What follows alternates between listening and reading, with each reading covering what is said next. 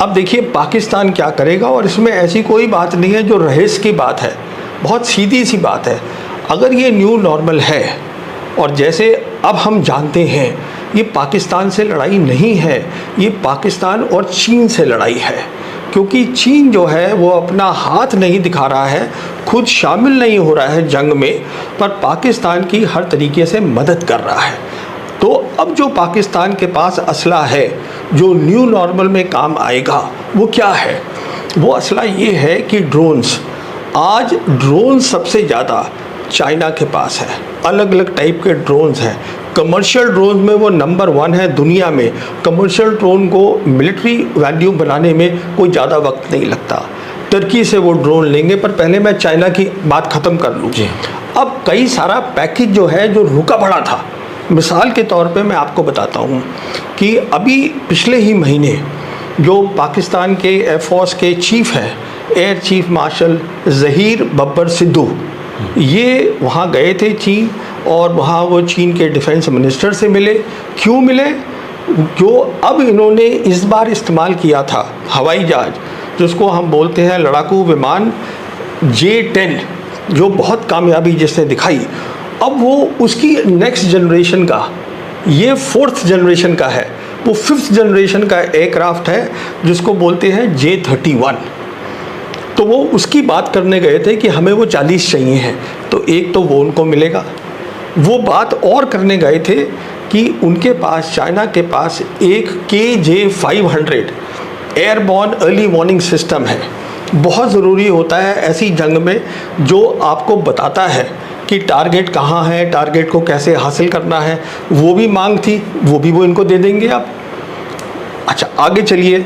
उनके पास एक ऐसा सिस्टम है जिसको हम बोलते हैं mobile air defence system, China का, ये सब है उनके पास। उसमें क्या होता है, माइक्रोवेव वेपन्स हैं।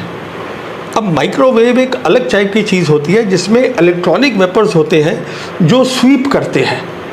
तो जितने भी हमारे ड्रोन होंगे, जो छोटे ड्रोन होते हैं, और छोटे ड्रोन अमूमन बहुत सारे इस्तेमाल होते हैं, तो वो एक स्वीप के अंदर उस पूरे को ख़त्म कर सकते हैं। तो ये सारा तो आप मान के चलिए कि जल्दी से जल्दी जिस चीज़ को उनको 1 या 1.5 साल लगना था, वो उनको अगले 2 या 3 महीने में उनके हाथ में होंगे। तो वो भी अब अपनी तैयारी करेंगे, टर्की से भी सामान लेंगे। कहने का मतलब ये है कि जब ये आपने न्यू नॉर्मल बना दिया, पॉज आपकी टूटेगी। अब पॉज कैसे टूटेगी?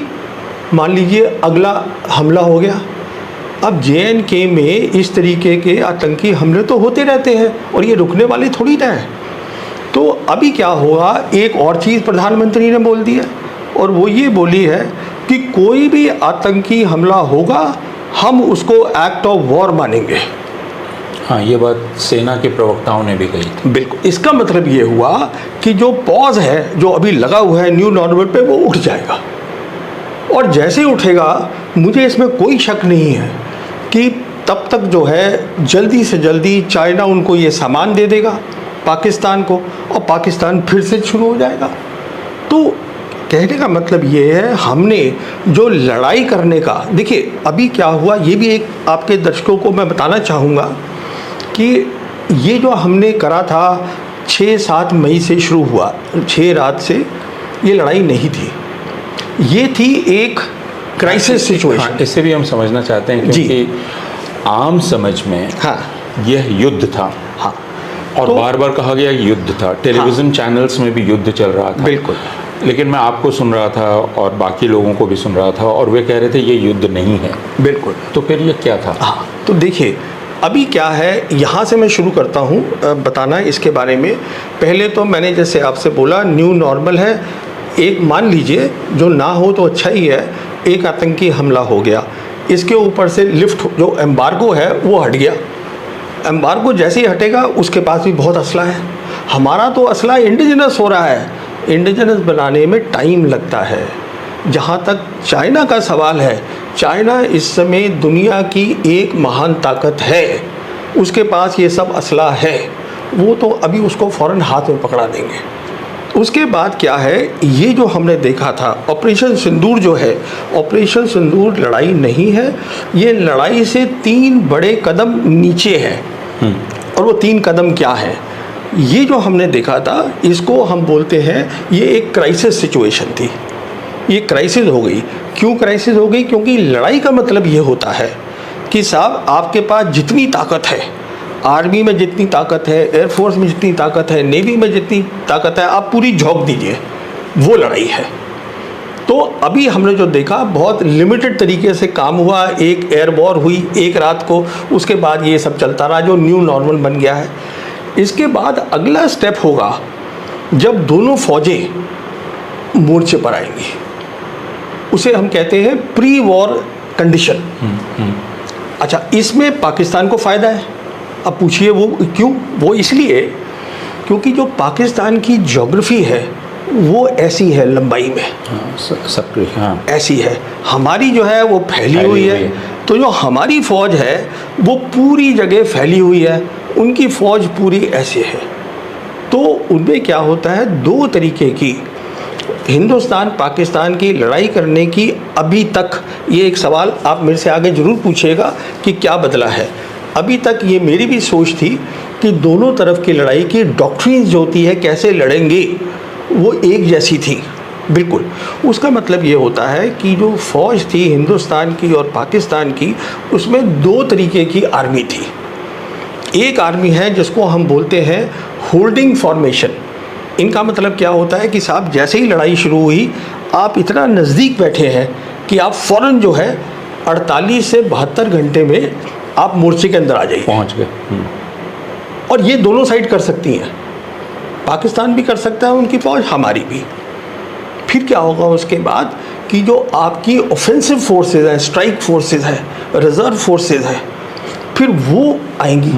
वो जो है वो बहुत ज़्यादा से ज़्यादा 4 या 5 दिन में उनको ला सकते हैं। हमारे केस के अंदर जो लास्ट तजुर्बा था हमारा, जब हमने पूरी आर्मी मोबिलाइज करी थी, वो हमने 2001-2002 में करी थी, जब ऑपरेशन पराक्रम हुआ था और वाजपेयी साहब प्राइम मिनिस्टर थे।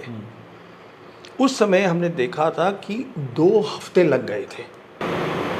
इसका मतलब ये है कि हमारी फ़ौज को 2 हफ्ते लगेंगे, उनकी फ़ौज 1 हफ्ते में होल्डिंग भी तैयार है, वो भी तैयार है। अभी न्यू नॉर्मल के पास का अभी उनके पास असला भी ज़्यादा है। अब नेक्स्ट स्टेज है वॉर। आप समझ गए ना, एक बार फ़ौज आ गई तो फिर अब लड़ाई शुरू हो गई। तो हमने क्या किया है, पूरी लड़ाई का जो एक लेवल था उसको इतना नीचे कर दिया है कि अब हमको 24 घंटे हमारी फ़ौज को लड़ाई के लिए तैयार रहना है। और ये बहुत बड़ा चैलेंज है। देखिए, ये पॉलिटिक्स एक बात होती है, एक हौसला अफजाई करना मुल्क की एक बात होती है। मैं भी चाहता हूँ हमारे मुल्क की हौसला अफजाई हो, पर एक्चुअल लड़ाई जो होती है उसमें इमोशंस नहीं होते। एक्चुअल लड़ाई में सिंदूर की कोई बात नहीं होती। उसमें एक तरीका होता लड़ाई करने का, उससे आप लड़ाई करिए। उसमें 3 चीज़ें होती हैं। देखिए, एक तो होता है कि आपके पास काबिलियत क्या है, जिसको हम टेक्नोलॉजी बोलते हैं। एक होता है कि अब आप उस टेक्नोलॉजी को किस तरीके से इस्तेमाल करते हैं कि उसका ज़्यादा से ज़्यादा फ़ायदा हो, उसको हम बोलते हैं आर्ट ऑफ वॉर, जो डॉक्ट्रिन है आपकी। और तीसरा होता है, इसको मुकम्मल करने के लिए आपको ट्रेनिंग करनी है। तो ये जो 3 चीज़ें होती हैं, इनमें कहीं इमोशन नहीं होता, इसमें कोई ये देशभक्ति की बात, मतलब नारेबाजी, इसमें कुछ नहीं है। तो अब मैं आपको बॉटम लाइन देता हूँ। इसका क्या मतलब है? इसका मतलब ये है कि पहली बार इंडिपेंडेंस के बाद हम एक ऐसे कगार पे खड़े हैं जहाँ लड़ाई का जो थ्रेशोल्ड है वो बिल्कुल नीचे आ गया है। काफ़ी नीचे आ गया। और हमारा दुश्मन पाकिस्तान नहीं है, हमारा दुश्मन पाकिस्तान के साथ चाइना है, जिसको मैं बोलता हूँ, और मैं 2019 से बोल रहा हूँ, उसको हम बोलते हैं वन फ्रंट रीइंफोर्स्ड वॉर। एक तरफ की लड़ाई जो रीइंफोर्स्ड है। अब ये हुई कैसे? अब वो हुई ऐसे कि जब मोदी सरकार ने 370 और 35A हटाया और ये कहा कि साहब अब जो कश्मीर है वो हमारा है, अच्छी बात है, पर ये नहीं सोचा कि इसका मिलिट्री और सिक्योरिटी इम्प्लीकेशन क्या है। वो सोचा ही नहीं किसी ने उस समय। तो उसका इम्प्लीकेशन ये हुआ, अब आप याद करिएगा जब 370 हटा था तो उसी समय पाकिस्तान का आर्मी चीफ, पाकिस्तान का प्राइम मिनिस्टर इमरान खान और जनरल बाजवा, ये दोनों गए थे चाइना, और चाइना के प्रेसिडेंट शी जिनपिंग ने जनरल बाजवा से अलग बात करी थी। अब मुझे कैसे पता है वो करी थी, क्योंकि अप्रैल 2022 में मेरे को उन्होंने इनवाइट किया था, इमरान खान की सरकार ने, कि पाकिस्तान अपनी पहली नेशनल सिक्योरिटी पॉलिसी रिलीज़ कर रहा है। तो उस फंक्शन में आके बात करने के लिए भी, एक लेक्चर देने के लिए मैं उसमें गया था। शायद मैं ही था एक हिंदुस्तानी जिसको बुलाया था। तो लेक्चर के बाद वहाँ जनरल बाजवा भी थे। तो जनरल बाजवा से मेरी खुद बात हुई है जो मैं आपको बताना चाहता हूँ।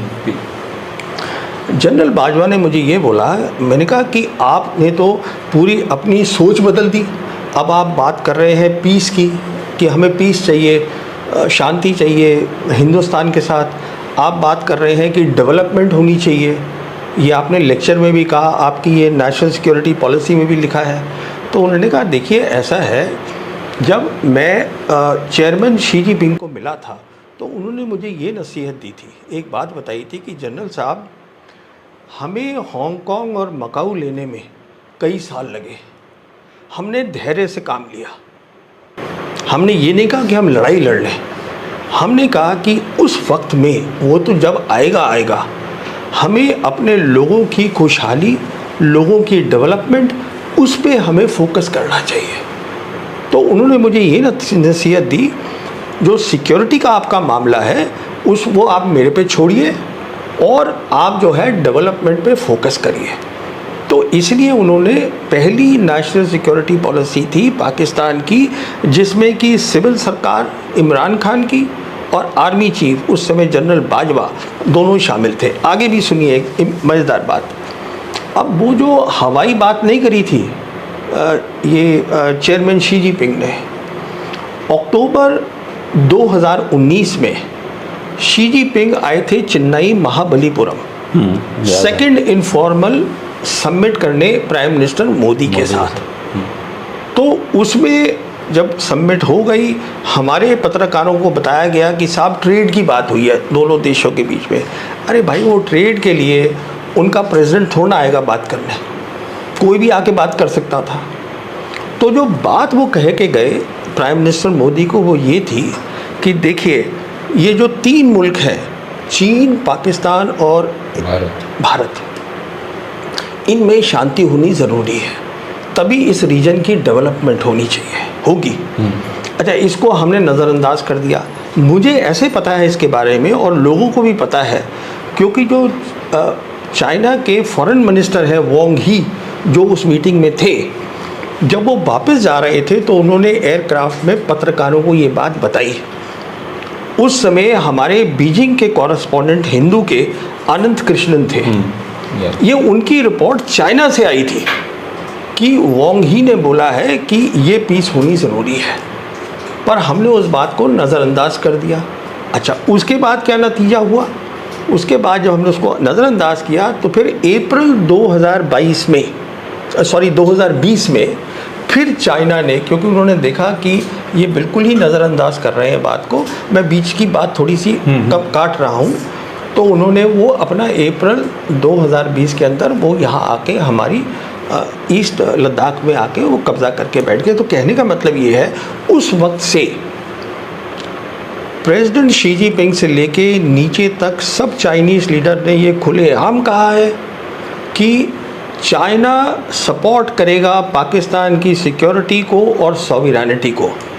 अब ये मोदी सरकार की जो सिक्योरिटी टीम है, उसको इसका मतलब समझना चाहिए था कि इसका मतलब क्या है। इसका मतलब ये है, अगर ये बार बार बोल रहे हैं तो ये कुछ इतनी ज़्यादा मदद करेंगे कि जो पाकिस्तान है वो मिलिट्री टर्म्स में एक बहुत तगड़ा मुल्क बन जाएगा, और उसका हम नतीजा अभी देख रहे हैं ऑपरेशन सिंदूर में, और आगे भी देखेंगे। देखिए, ये एक बहुत ज़रूरी सवाल है, बहुत अहम सवाल है, जिसको मैं थोड़े से वक्त लगेगा मैं आपको समझाना चाहता हूँ, ये आपके व्यूअर्स के लिए। देखिए, एक ऐसी सोच बनी हुई है वेस्ट के अंदर, अमेरिका के अंदर और इंडिया के अंदर भी कि साहब हम जो है, हम बड़ी ताकत है, मिलिट्री ताकत, और हम जो है पाकिस्तान को कभी भी हरा सकते हैं। अब मैं आपको एक सबूत देना चाहता हूँ कि 1 जनवरी 49 को जब पहली लड़ाई कश्मीर की ख़त्म हुई थी तो एक मिलिट्री लाइन बनी थी जिसको सीज़ फायर लाइन बोलते थे, तब बन गई। वो लाइन आज भी कायम है, उसका नाम बदल गया है, अब उसको हम लाइन ऑफ कंट्रोल बोलते हैं। तो लाइन कायम होने का मतलब ये है मिलिट्री लाइन का कि जितनी भी हमने जंगें लड़ी हैं, 65 की लड़ी, 71 की लड़ी, फुल फ्लेजेड जंग, इंडियन मिलिट्री में कभी इतनी ताकत नहीं रही कि वो पाकिस्तान मिलिट्री को इतना हरा सके कि वो लाइन को हटा सके। आप समझ रहे हैं मेरी बात को? देखिए, अब लोग कहेंगे कि साहब वो 71 में बांग्लादेश बनाया। अरे बांग्लादेश एक अलग चीज़ थी, बांग्लादेश ईस्ट पाकिस्तान था, तो वहाँ पे तो इन एनी केस वो जीत सकते ही नहीं थे, कोई भी नहीं जीत सकता था, क्योंकि 1000 किलोमीटर के उसके बीच में हिंदुस्तान आ रहा था, तो क्या कर सकते थे। तो मेरा कहने का मतलब ये है, ये एक और स्टडी है, अब मैं उसकी डिटेल में नहीं जाता हूँ, मैंने आपको एक सबूत दे दिया कि वेस्टर्न सेक्टर में, जिसको हम वेस्ट बोलते हैं वो ईस्ट बोलते हैं, जहाँ मिलिट्री लाइन आज भी कायम है, वो हम उसको कभी भी किसी जंग में नहीं हटा पाए हैं। बल्कि मैं आपको एक बात और बताता हूँ, 71 की लड़ाई में जब प्रधानमंत्री ने बुलाया था जनरल मानेकशॉ को और उनको बोला कि साहब ये जंग लड़नी है, उन्होंने कहा मुझे 6 महीने चाहिए तैयारी के लिए, तो तैयारी उनको चाहिए थी ईस्ट पाकिस्तान के लिए, क्योंकि उन्होंने बिल्कुल क्लियर हुक्म दिया था। उस समय ये पूरा वेस्टर्न थिएटर एक होता था, वेस्टर्न सेक्टर, और उसके जनरल होते थे जनरल कैंडिथ। जनरल कैंडिथ को हुक्म दिया था जनरल सैम मानेकशॉ ने, आप इस लाइन को होल्ड करके रखिए, यहाँ पर पाकिस्तान की आर्मी जो है ना घुस पाई ज़्यादा, उसको होल्ड करके रखा। तो कहने का मतलब ये है, कन्वेंशनल लड़ाई में पाकिस्तान कभी आप उसको नहीं हरा पाए हैं। और आज सिचुएशन ये है, जैसे मैंने आपको बताया, 2019 के बाद अब जो है चीन भी मिल गया है, तो अब तो हराने का कन्वेंशनल वॉर में सवाल ही नहीं उठता। तो जब आप उसको कन्वेंशनल वॉर में नहीं हरा पाए, तो न्यूक्लियर वेपन की बात कहाँ से आ गई? अरे साहब, न्यूक्लियर वेपन की बात तो तब होती है ना, जब इंसान जो है, एक मुल्क जो है, उसकी मिलिट्री ताकत को आपने इतना तहस नहस कर दिया कि उसका सर्वाइवल इज़ एट स्टेक, तब वो थ्रेट भी देगा और वो न्यूक्लियर वेपन यूज़ भी करेगा। तो ये एक झूठी धारणा है कि न्यूक्लियर वेपन। अच्छा, अब क्या है ये, और आप थोड़ी सी और बात बता दूँ इसके बारे में। अब उनकी सबसे बड़ी परेशानी क्या है? उनकी सबसे बड़ी परेशानी कन्वेंशनल वॉर में वो ये है कि उनकी इलोंगेटेड ज्योग्राफी है और बहुत बड़ी बड़ी और बहुत अहम चीज़ें जो है एकदम बॉर्डर के साथ है। लाहौर जो है वो 40 किलोमीटर है अमृतसर से, तो उनको ये दिक्कत है कि कहीं अचानक अगर आप घुस गए, उसमें 5 किलोमीटर भी घुस गए तो दिक्कत हो सकती है। तो उन्होंने ये डिक्लेयर कर दिया कि हमारे पास न्यूक्लियर में फुल स्पेक्ट्रम कैपेबिलिटी है, मतलब टैक्टिकल न्यूक्लियर वेपन भी है, हम फील्ड में छोड़ सकते हैं। पर वो ऐसा कुछ नहीं करेंगे, क्योंकि उन्होंने टैक्टिकल न्यूक्लियर वेपन अपने ग्राउंड के कमांडर्स को कभी दी ही नहीं, वो आर्मी हेडक्वार्टर होल्ड करता है।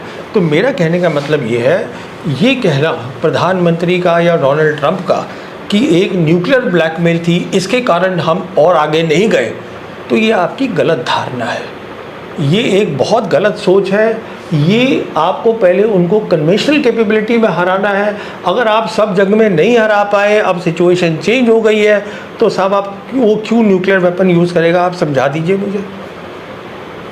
तो यानी फिर न्यूक्लियर ब्लैकमेल का तो सवाल ही नहीं उठता। तो सवाल ही नहीं उठता ना, ये एक बताने का तरीका होता है कि साहब देखिए हमने ये नहीं किया। हमें देखिए, एक मैं क्या कोशिश कर रहा हूँ कि एक जो ठीक रियलिस्टिक नैरेटिव है, जितने लोगों तक पहुंचा पाऊँ वो पहुंचाना ज़रूरी है। हमारे देशवासियों को पता होना चाहिए कि साहब असलियत क्या है, सिचुएशन क्या है। मैं तो पॉलिटिक्स में हूँ नहीं, तो और वो रेटरिक में बह न जाए। हाँ, वो उसमें बह न जाए। जी हाँ। देखिए, ये क्या रहा होगा, हुआ क्या कि 6 और 7 की रात की एयर पावर की लड़ाई के बाद ये मेरी असेसमेंट है, मैं आपको बता रहा हूँ। जो खबरें आनी शुरू हो गई थी वो ये थी कि जो हमारे नेशनल सिक्योरिटी एडवाइज़र डोवल साहब हैं, उन्होंने अब रूबियो को कांटेक्ट कर लिया है। अब वो क्या कर रहे थे दूसरी तरफ मुझे नहीं मालूम। फिर पता चला कि इन्होंने और भी कंट्रीज़ को कांटेक्ट किया है, सऊदीज़ को किया है, यूएई को किया है, टर्की को किया है, सबको, और हर एक से, ये चाइना को किया है, वांग ही से बात करी है। वांग ही और ये जो है वो स्पेशल रिप्रेजेंटेटिव्स हैं बॉर्डर इशू के ऊपर। तो कहने का मतलब ये है कि हम चाहते थे और वो भी चाहते थे कि ये लड़ाई आगे ना बढ़े, पर सवाल ये है कि इन लोगों को ये कहना, हमारे नेशनल सिक्योरिटी एडवाइज़र को, इन सब से, इसका मतलब क्या निकला? इसका मतलब एक तो ये निकला कि जो हमने इतनी कोशिश करी इतने साल कि साहब हम पाकिस्तान से बड़े हैं, हमें दोनों को हाइफनेट मत करो, तो आपने खुद ही हाइफनेट कर दिया दोनों को कि ये करिए। और दूसरा, बार बार ये बोलना कि हम संयम से काम कर रहे हैं और ये आप लड़ाई रुकवाइए, दूसरों बाहर वालों को कहना, इससे तो साफ पता जाहिर होता है कि साहब आप जो है इस बात को यहीं रफा दफा करना चाहते थे और आपकी सोच थी। ये कैसे बनी मैं जानता नहीं हूँ, सलाह दी होगी उनके सलाहकारों ने कि हमने जैसे बालाकोट किया था, बालाकोट में हम जो थे उनकी एयर स्पेस में घुस गए थे, अब हम उनकी एयर स्पेस में नहीं जाएंगे और यहीं से कर देंगे तो वो चुप बैठ जाएंगे। ये सोच थी, जो मेरा असेसमेंट है। तो सोच ही गलत थी। वही मैं आपसे कह रहा था सिक्योरिटी टीम को चेंज करिए। नहीं, क्योंकि पहले क्या है, ये एक हमने वो बना दिया है नैरेटिव पिछले 11 साल में कि साहब हम जो है पीओके को ले सकते हैं, वापस ले लेंगे। वो ठीक है, 1994 में एक वो किया था, पार्लियामेंट रेजोल्यूशन हुआ था, पास करा गया था जब ये नरसिम्हा राव की सरकार थी कि साहब ये है, ये हमारा हिस्सा है। अब पार्लियामेंट रेजोल्यूशन करना वो एक बात है, बार बार रक्षा मंत्री को बताना कि हम ले सकते हैं, हम ले सकते हैं, तो आप जो है जनता की एक उम्मीद बढ़ा देते हैं कि हम में इतनी ताकत है, हम ले सकते हैं। साहब आप नहीं ले सकते हैं। क्यों नहीं ले सकते हैं? क्योंकि अब क्या हुआ है, अप्रैल 2020 से ईस्ट लद्दाख में PLA आके बैठा हुआ है, दूसरी तरफ आपका पाकिस्तान बैठा हुआ है, बल्कि जो आपका सियाचिन है और जो कश्मीर है वो बिल्कुल जो है दोनों तरफ से दबा पड़ा है।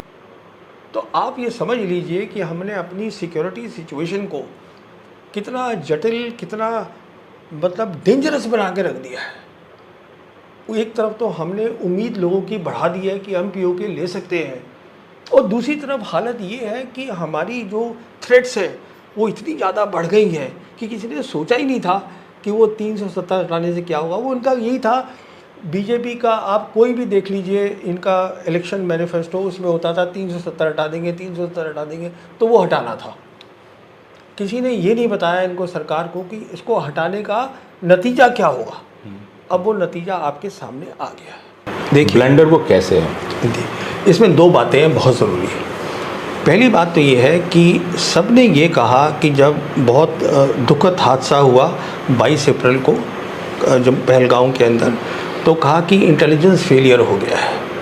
सब ने कहा, मैं उसको इंटेलिजेंस फेलियर नहीं मानता हूँ। जी, ये भी आप कह चुके हैं। उसका रीज़न ये है, देखिए हमने, हमारी सरकार ने ये डिक्लेयर कर दिया, ये हटा के 370 को, कि अब कश्मीर नॉर्मल हो गया है।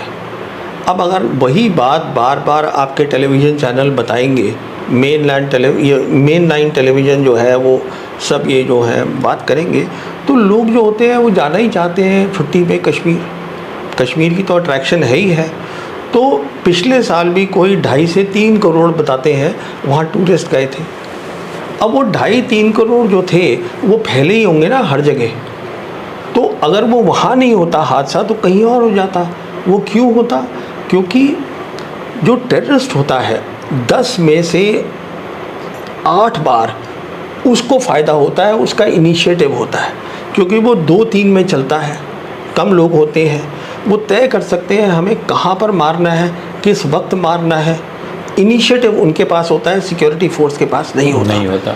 सो द वेरी फैक्ट कि आपने ये तो डिक्लेयर कर दिया कि साहब न्यू नॉर्मल, अब ये नॉर्मल हो गया है कश्मीर, पर आपने फ़ौज तो वहाँ से निकाली नहीं, तो नॉर्मल कैसे हुआ ये किसी ने पूछा ही नहीं।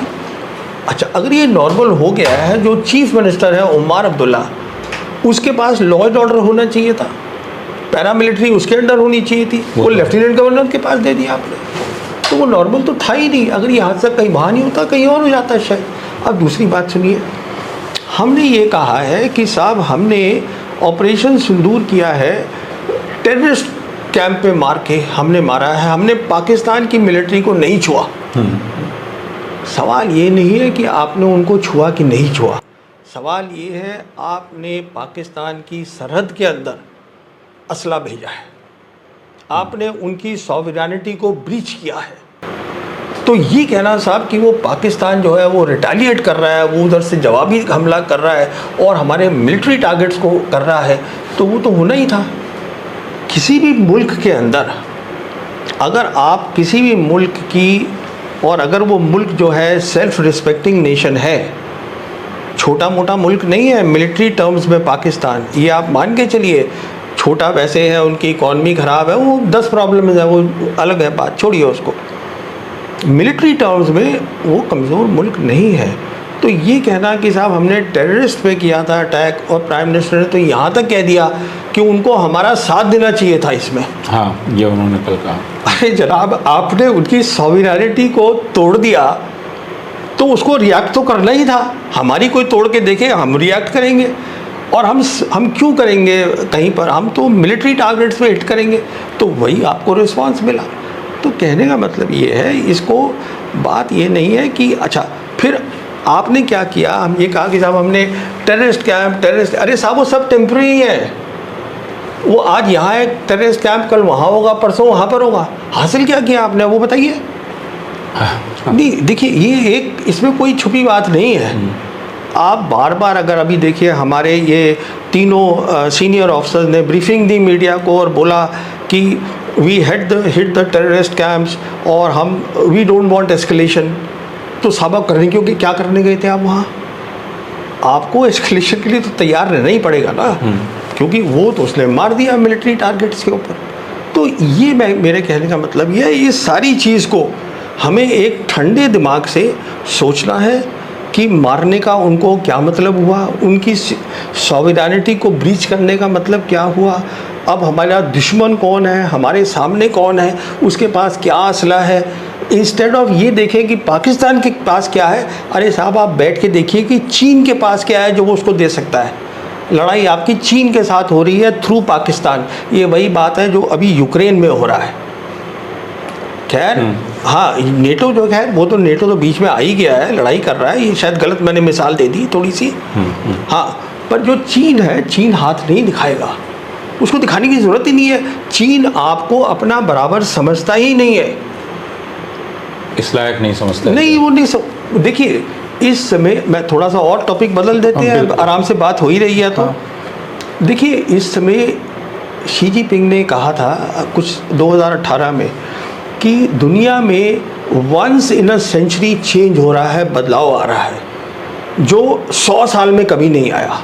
वो बदलाव क्या है? बदलाव सिर्फ इस कारण से है कि चीन एक बहुत तगड़ा मुल्क बन गया है, यहाँ से बदलाव शुरू होता है। और ये जो है अमेरिका को कबूल नहीं है, तो सारी जड़ ये है। और कैसे बना है वो तगड़ा? वो लड़ाई नहीं कर रहा है, वो कामयाब हो गया है। चीन कामयाब हो गया है, और वो कामयाबी जो है वो अमेरिका और वेस्ट वो थ्रेट देख रही है उसको। जैसे विकास कहा जाता है। अरे साहब वो विकास कर रहा है मुल्क, वो कैसे थ्रेट हुआ विकास? आप समझाइए मुझे। अच्छा, अब वो कहते हैं कि आप अपना डिफेंस बजट बढ़ा रहे हैं, सैन्य शक्ति बढ़ा रहे हैं, वो तो भाई बढ़ाएंगे ना। अगर आप देखिए वेस्ट पैसिफिक जो है उसमें आज की डेट में 360 मिलिट्री बेसेस हैं अमेरिका की। आप किसी भी मुल्क को 360 बेसेस से घेर लीजिए तो क्या करेगा? वो ताकत ही तो बढ़ाएगा अपनी, आपसे लड़ने के लिए। वो वही कर रहा है। देखिए मैं एडवोकेसी नहीं कर रहा हूँ चाइना की, मैं आपको एक रैशनल बता रहा हूँ कि दुनिया बदल रही है, हमको भी समझना है, हमको समझना है। सिक्योरिटी इक्वेशंस बदल रही है। ये भी कह देना कि this is not a era of war, अरे साहब, this is the era of war. ये तो उल्टा सच है। क्यों सच है? क्योंकि पूरा शिफ्ट हो रहा है दुनिया के अंदर। यूक्रेन में लड़ाई चल रही है, मिडिल ईस्ट में लड़ाई चल रही है, चाइना पे वो दबाव डालने में लगे हैं, वहाँ पर देखिए वो वेस्ट टूट रहा है उनकी। तो क्या हो रहा है ये? This is the era of war. इस एरा ऑफ वॉर में आप जब शांति से रह सकते हैं तो आप क्यों नहीं रहना चाहते? अच्छा, कैसे रह सकते हैं शांति से? देखिए, सार्क है आपके पास, आप सार्क को, चलिए मैं रुक जाता हूँ, शायद आपके कुछ सवाल होंगे, बहुत लंबा हो जाएगा। मैं सिर्फ हाँ, लंबा होने में कोई हर्ज नहीं, क्योंकि हम समझना चाह रहे हैं जी। देखिए, आज की डेट में ये जो मैं बता रहा हूँ चेंजेस हो रहे हैं, जो सबसे बड़ा डिफाइनिंग चेंज है जो पूरी जियोपॉलिटिक्स को हिला देगा, वो है यूक्रेन की लड़ाई। मिडिल ईस्ट की नहीं है, मैं बताता हूँ क्यों। वो यूक्रेन की लड़ाई है। वो इसलिए है क्योंकि यूक्रेन की लड़ाई में जो है, आपके पास एक तरफ रशिया है जो एक ग्रेट पावर है, और दूसरी तरफ आपका नेटो है। अगर नेटो हारता है, इसका मतलब ये है कि पूरा सिक्योरिटी आर्किटेक्चर जो अमेरिका ने बनाया था सेकेंड वर्ल्ड वॉर के बाद, वो गिर जाता है। और उसके अंदर चाइना भी इन्वॉल्व है, क्योंकि अभी देखिए चीन के प्रेसिडेंट गए थे वहाँ, विक्ट्री डे परेड पे गए थे, मई 9 को थी वहाँ पर विक्ट्री डे परेड। तो वो भी उनके साथ जुड़े हुए हैं। जो रिश्ता है चीन का और रशिया का बहुत गहरा है। वो कन्वेंशनल वॉर हो रही है, वो वॉर ऑन टेरर नहीं है। वो वॉर ऑन टेरर का ज़माना निकल गया, वो निकल गया ज़माना। वो 9/11 था, उसके बाद जब वर्ल्ड यूनिपोलर हो गया, वर्ल्ड यूनिपोलर हुआ दिसंबर 1991 में, जब सोवियत यूनियन हारा नहीं, टूट गया, ढह गया, उस समय हुआ। तो उसके बाद 9/11 हो गया। 9/11 से फिर अमेरिका ने कहा now there is a global war on terror. देखिए, अब जो मिडिल ईस्ट में हो रहा है, मिडिल ईस्ट में अगर आप ध्यान से देखें तो बात कन्वेंशनल लड़ाई की हो रही है, क्योंकि वहाँ पर अमेरिका ने क्या किया है, अब जो नेतन्याहू साहब चाहते हैं कि ईरान से लड़ाई हो जाए। अब ईरान की जो सपोर्ट है, उसका एक हिस्सा है ये हिजबुल्ला, ये हुतीज़ और ये हमास, ये एक हिस्सा है उसके। तो वो एक मिक्स्ड हाइब्रिड वॉर है। पर ये कहना कि वॉर ऑन टेरर, मेरे हिसाब से इस समय जब इतनी शिफ्ट हो रही है, दुनिया जो है कन्वेंशनल वॉर की तरफ ज़्यादा ध्यान दे रही है।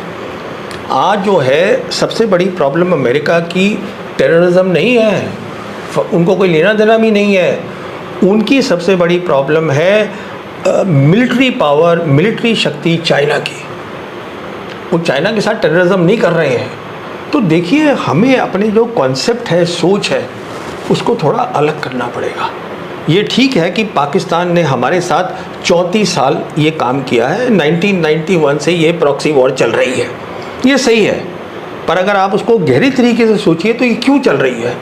वो इसलिए चल रही है क्योंकि 1991 से हिंदुस्तान की कोई भी सरकार, ये बीजेपी सरकार नहीं, कोई भी सरकार और कोई भी मिलिट्री लीडरशिप ने ये नहीं सोचा कि साहब अगर हम अपनी मिलिट्री ताकत इतनी बना लें कि पाकिस्तान को लगे कि अगर मैं ये करता रहूँगा तो खतरा है, तो बंद कर देगा। यानी जिसको आप असल डिटरेंस कहते हैं, उसको हम बोलते हैं कन्वेंशनल डिटरेंस। हमने कभी वो बनाया ही नहीं, हम इसी में लगे रहे कि साहब हम ये काउंटर टेररिज्म करेंगे। तो आज भी जो हमारा नैरेटिव है वो एक पुरानी दुनिया का नैरेटिव है। ये कहना कि end of war, it is not the end of war, it is the era of war, because all these shifts are taking place and these are big shifts in the world, and it is the era of terrorism. No, it is not the era of terrorism. terrorism का era तो कभी था ही नहीं, because definition terrorism की अलग है, अलग मुल्क के लिए। वो इसलिए बन गया era of terrorism just because America ने डिक्लेयर कर दिया, प्रेसिडेंट बुश ने 9/11 के बाद, कि now there is a global war on terror, तो उसको सबने ज्वाइन कर लिया। तो वो तो बहुत पुराना नैरेटिव है। तो हमारी जो सोच है उसको भी मेरे को लगता है बदलना चाहिए। और देखिए, ये प्रधानमंत्री का काम नहीं है, ये काम है प्रधानमंत्री की सिक्योरिटी टीम का। अरे साहब, ये क्या कर रहे हैं, इनको सोचना है।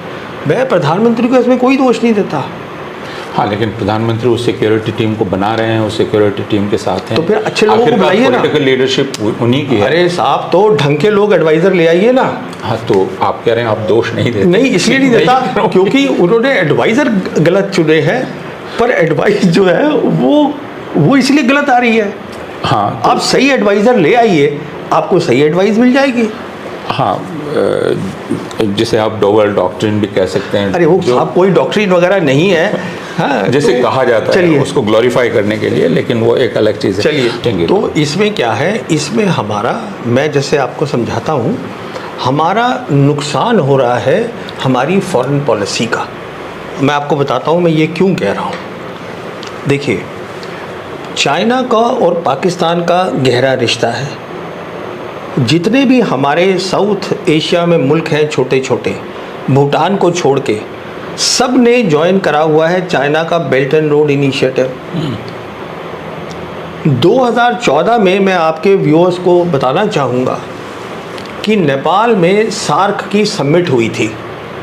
वहाँ 3 मुल्क थे, पाकिस्तान, नेपाल, श्रीलंका, जिन्होंने ये मांग रखी कि चीन, जिसका एक ऑब्जर्वर स्टेटस है सार्क में, उसको हम फुल मेंबर बना दें।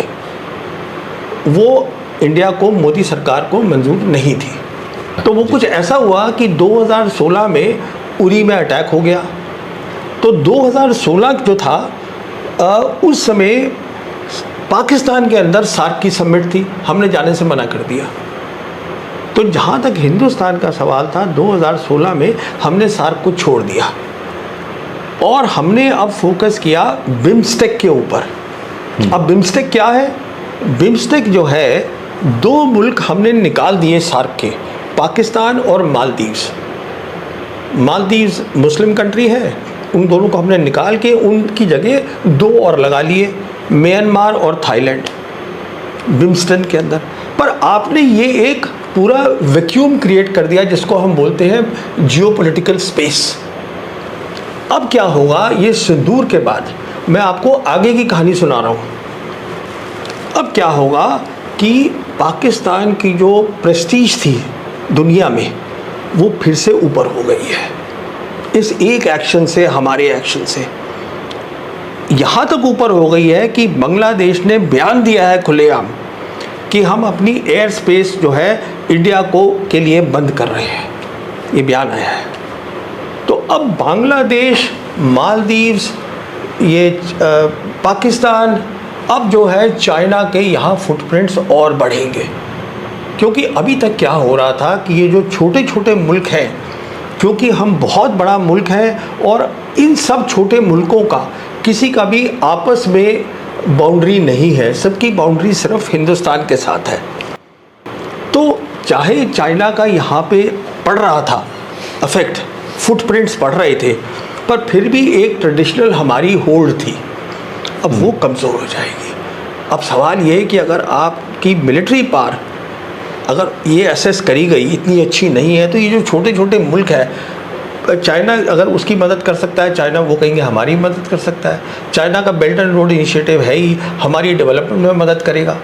इसके अलावा और देखिए क्या होगा।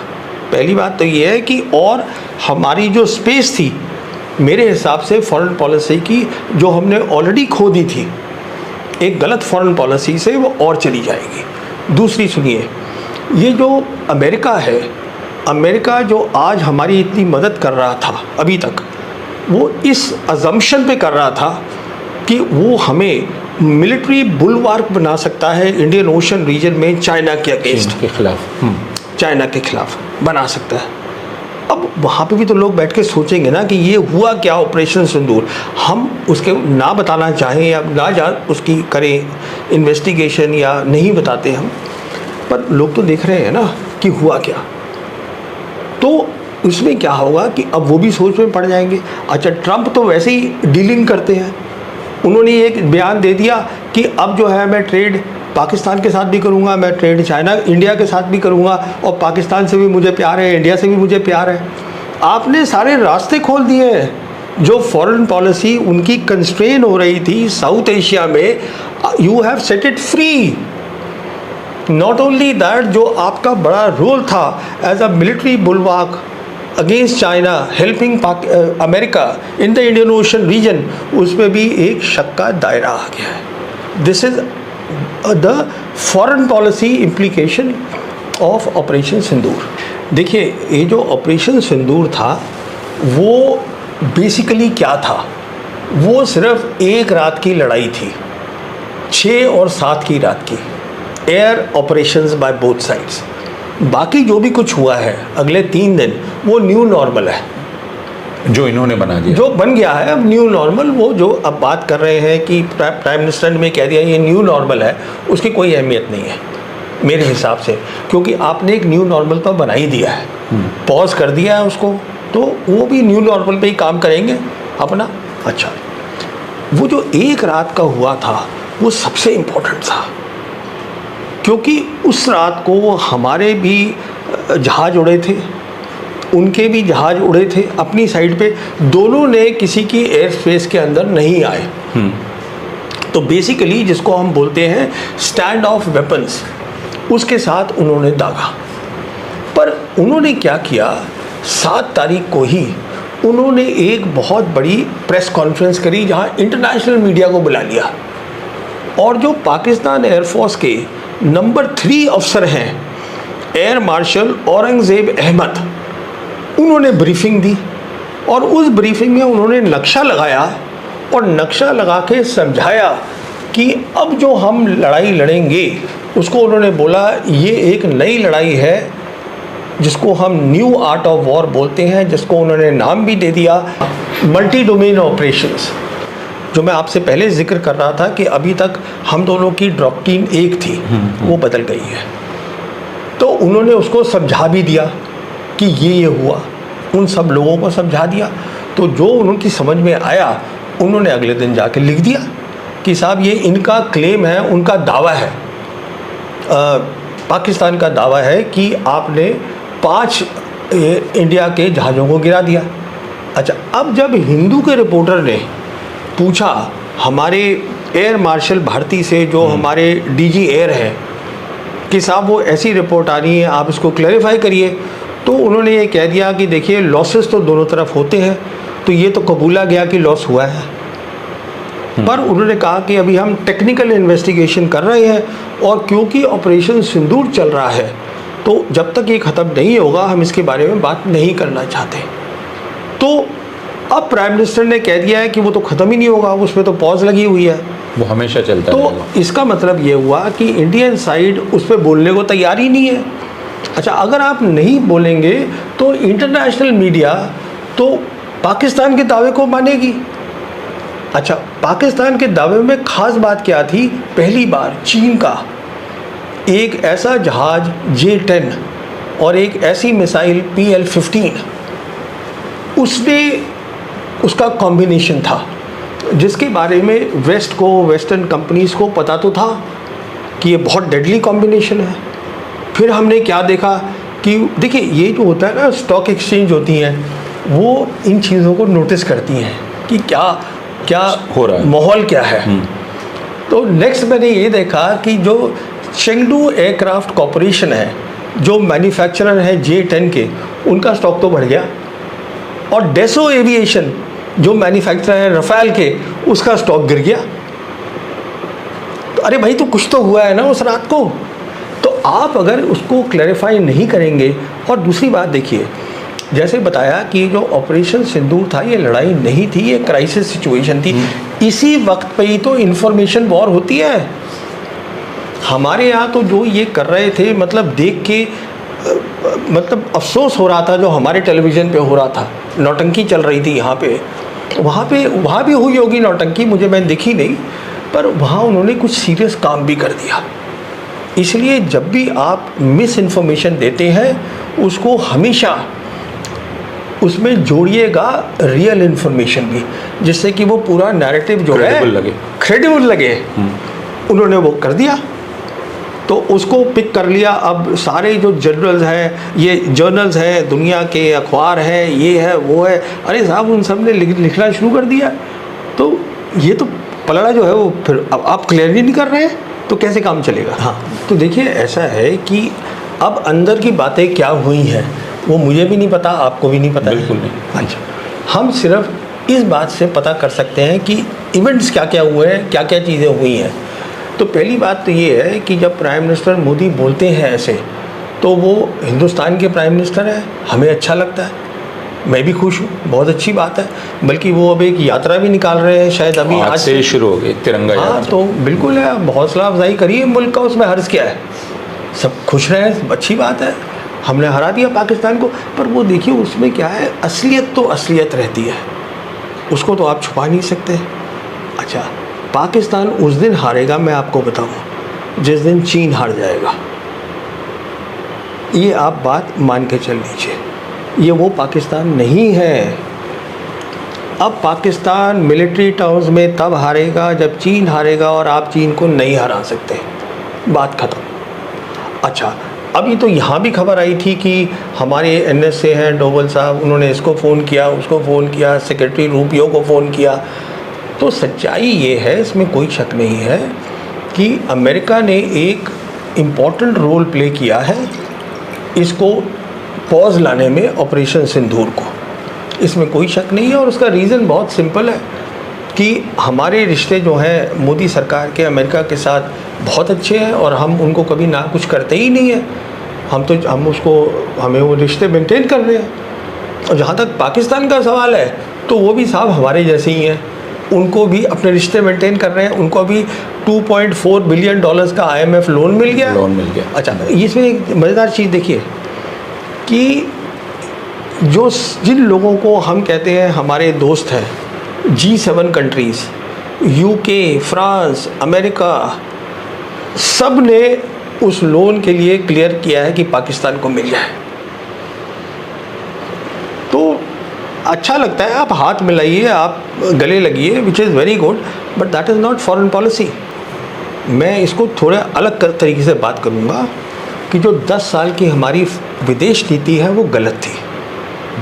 वो गलत इसलिए थी क्योंकि हमारे फॉरेन मिनिस्टर हैं शिवशंकर मेनन, सॉरी ये जयशंकर, हाँ सॉरी जयशंकर। तो इन्होंने कहा है बार बार कि मैं 40 साल से फॉरेन पॉलिसी कर रहा हूँ और मेरा रिश्ता या मेरा इंटरेक्शन अमेरिका के साथ 40 साल का है।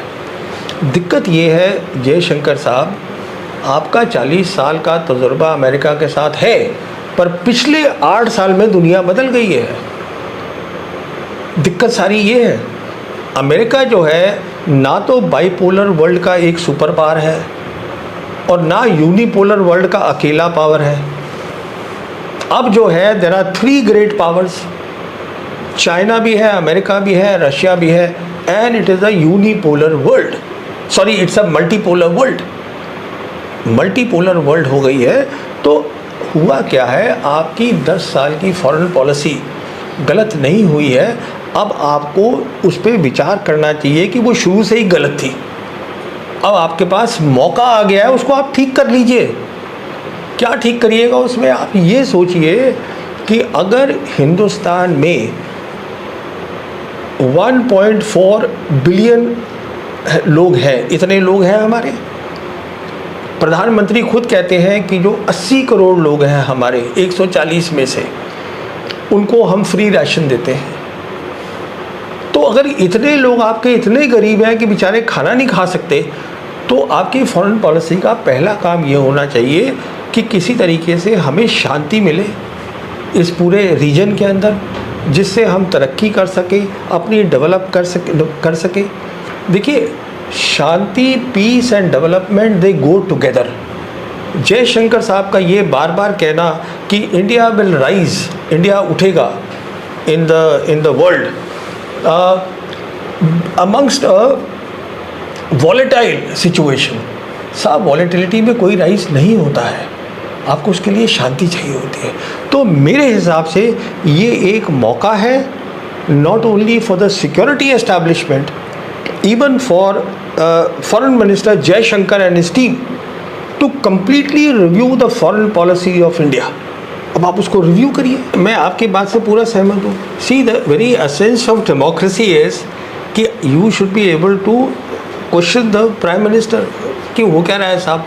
और वो तो पिछले 11 साल में प्रेस कॉन्फ्रेंस भी नहीं करी उन्होंने कोई, वो करते ही नहीं है प्रधानमंत्री प्रेस कॉन्फ्रेंस।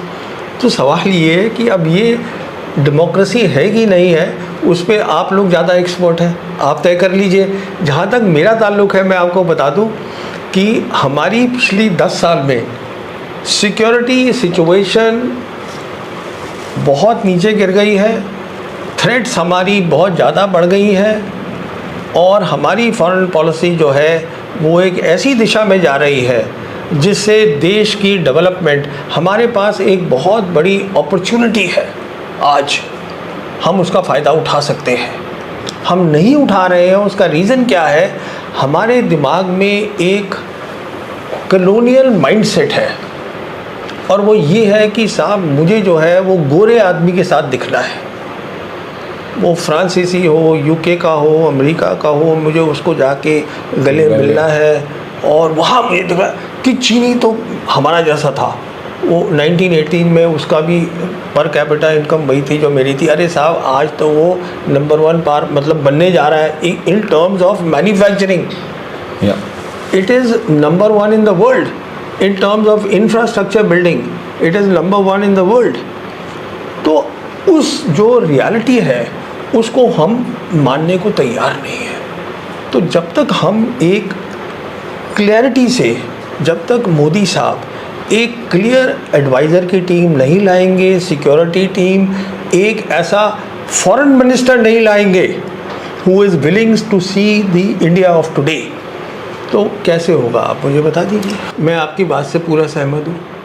प्रॉब्लम सबसे बड़ी ये है कि जब आइडियोलॉजी इतनी स्ट्रांग हो जाती है तो आपको सिक्योरिटी एनालिस्ट भी नहीं मिलेंगे, सिक्योरिटी टीम में भी अच्छे लोग नहीं मिलेंगे, क्योंकि वो आइडियोलॉजिकली इंक्लाइंड होने चाहिए। पहले जो आदमी आइडियोलॉजिकली इंक्लाइंड नहीं है वो तो वैसे ही नहीं वहाँ जाएगा। मैं देखिए, मेरे को अफसोस होता है, शौक़ होता है देखकर कि ये हिंदुस्तान की फ़ौज कहाँ जा रही है। इसके ऊपर मैंने एक पूरा चैप्टर भी लिखा है अपनी किताब में जो लास्ट आई है, politicisation of the armed forces. अब मैंने इतना कह दिया, मैं आपको एक बात और बताता हूँ। मैं ध्यान से देखता हूँ आर्मी, एयरफोर्स, नेवी को, तो आज मुझे सबसे ज़्यादा, ये एक अच्छी बात है जो मैं आपको बताना चाह रहा हूँ, मुझे सबसे ज़्यादा कॉम्पिटेंट ऑफिसर्स न्यूट्रल जो हैं वो एयरफोर्स में दिखते हैं। आर्मी में तो मुझे कोई दिखता ही नहीं है। अच्छा, सबसे ज़्यादा एयरफोर्स में दिखते हैं। और जैसे जो अगली जंग होगी, क्योंकि इसी का नमूना बड़ा होगा, तो वो एयर वॉर से शुरू होगी। तो मैं समझता हूँ कि अगर हिंदुस्तान की सरकार एयरफोर्स की बात सुनना शुरू कर दे, और उसके लिए ये ज़रूरी है, मैं समझता हूँ कि जो हमारा CDS है, ये मेरी सोच है और बहुत सोचा है मैंने इसके बारे में, इस CDS को, अनिल चौहान को सिर्फ आर्मी के बारे में समझ में आता है और लड़ाई आर्मी नहीं करेगी। अगली लड़ाई शुरू होगी एयरफोर्स से। या तो आप इसको ऑपरेशनल इश्यूज से अलग कर दीजिए, अनिल चौहान को बाकी काम करें वो जो कर रहे हैं, और जो है कहना ये चाह रहा हूँ, आप फ्री हैंड दीजिएगा इंडियन एयरफोर्स को। वहाँ आज भी समझदार लोग हैं। इंडियन एयरफोर्स को तय करने दीजिए कि उसको कौन से जहाज़ चाहिए, प्राइम मिनिस्टर ऑफिस इसको तय ना करे। इसी तो हम कई तरीके से इसको सुधार सकते हैं, पर ये कहना कि एक अच्छी सिक्योरिटी टीम ये ला सकते हैं, तो साहब ये नहीं ला सकते। मैं आपको साफ बोल रहा हूँ, मैं इस पूरी सिक्योरिटी टीम को पिछले 10-11 साल से देख रहा हूँ एक ऐसे नज़रिया से जिससे विद अ 40 इयर्स एक्सपीरियंस मेरा, तो मैं हर तरीके से देख रहा हूँ। ये सिर्फ नाक तक देख पाते हैं, उसके आगे नहीं देख पाते। देश की नहीं। मैं आपकी बात से पूरा सहमत हूँ और इस बात पे मुझे बहुत अफसोस है। देखिए, हमको सिक्योरिटी को अच्छा करना है, उसको तगड़ा करना है, डेवलपमेंट के रास्ते पे हमको ले जाना है देश को। तो अब देखिए, अब मैं आपको थोड़ी सी और बात बताऊँ। कुछ भी था, वाजपेयी जब प्राइम मिनिस्टर थे तो कोई ख़ास नहीं था, पर वो थोड़ा सा दबा के रखते थे अपनी आइडियोलॉजी को। वो सबसे बात कर लेते थे, सबसे मिल लेते थे, तो काम हो जाता था। अब हम थोड़ा सा बिल्कुल एक्सट्रीम पे चले गए, तो इसमें बहुत बड़ी दिक्कत आ गई है।